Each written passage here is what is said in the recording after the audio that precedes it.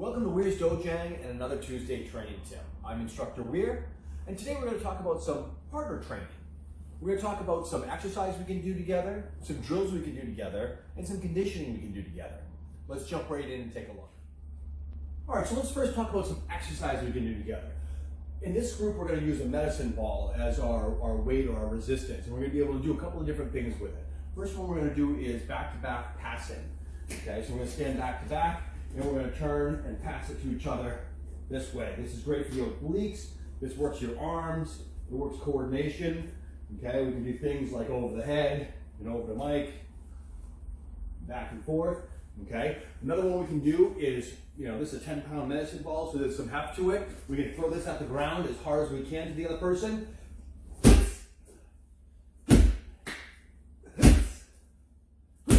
Okay, we can go into a riding stance and we throw it at each other's chest. Okay, this one's a little bit solid, so you don't really want to take it off the chest. They make some nice leather ones for that, but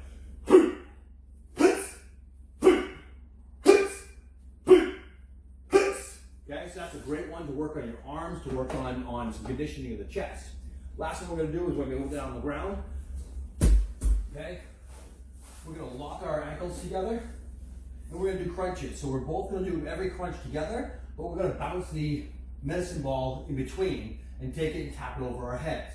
So I'm going to throw the mic, he's going to grab, go back, down.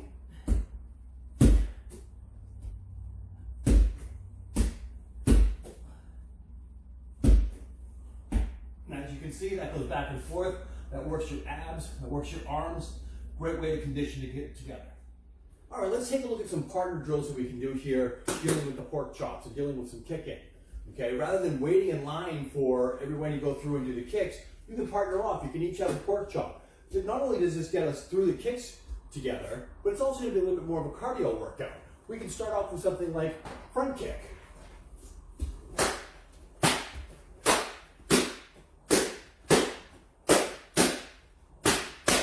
And as you can see, you can actually push your partner to be able to snap that kick out faster. Let's jump into round kick.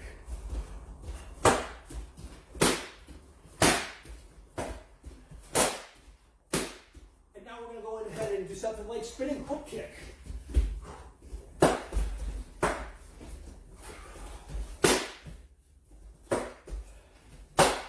Okay, so as you can see, it's a constant flow of kicks. You're not waiting in line to do your kicks. Another one that's really cool that you can do with pork chops when you're dealing with partners is incorporate blocking and striking. So I'm going to come in, he's going to do a double circular block, and then he's going to throw 3 front kicks.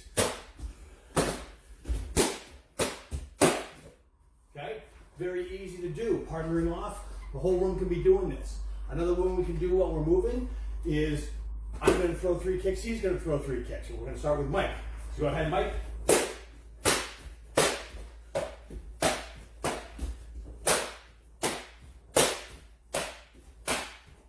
as you can see, it's a constant flow. You're getting your cardio up, you get your heart going.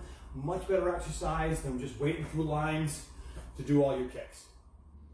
All right, so the last thing we're going to talk about is conditioning. This is one that some schools do, some schools don't do. It's actually very important to condition the body. It's very important to be able to, withstand a little bit of strike into your body. It hurts, it's not always fun, but it's very important to do. So the first one we're going to do is the inside of our forearms. And we're going to partner off, and I'm going to take my right, he's going to take his right, and we're going to bash. 1, 2, 3, 4, 5, and we can do and switch to the other side. Now we're also going to do the outside of our forearms.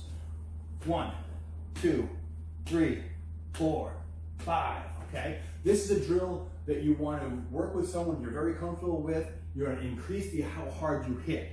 Okay? If you're constantly hitting in the same spot, it's going to hurt. But it's good for conditioning. It's good to build up those forearms. We're going to also talk about, or we're going to show conditioning of the legs. Okay? Typically, people hate when I partner off with them because I'm always hitting that exact same spot, and after about 2 or 3 kicks, you really start to feel it. But it's good for you. So I'm going to go ahead and round kick to Mike. And then he's going to go ahead and round kick to me. Okay, so that's right into that nerve on the side of your leg, which is a great place to practice getting hit to be able to condition that, so when someone goes and throws that leg kick, you can take a little bit more. we can take that round kick and go up into the shoulder area, come up into here. So Mike's gonna stand with his arms to his side.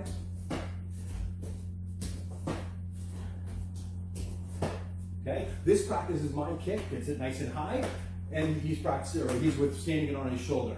Not a spot you're gonna get hurt, but a spot where you wanna be able to condition. Go ahead, Mike.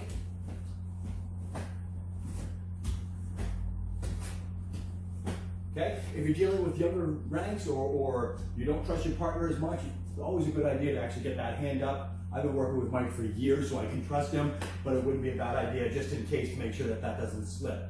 Get there to protect yourself so if he goes above the shoulder, he doesn't hurt as bad. Okay, that low leg kick can also go to the inner thigh. I can be kicking him here. Okay, and then Mike goes ahead and kicks me. Bam.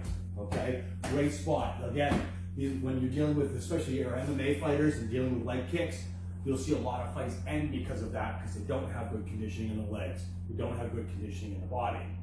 Okay. Other ways you can condition the body is, striking of the belly.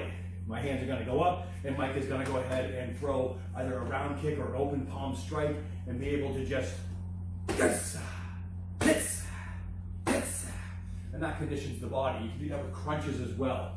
Okay. These things are old school training that we really should be bringing back into our dojangs and really be focusing in on how to condition the body to be able to withstand the abuse that fighting takes. All right, so we saw different ways that we can work with partners to do things like drills, exercises, and conditioning. That conditioning of the body, it really hurts at first, but it's really, really important to do.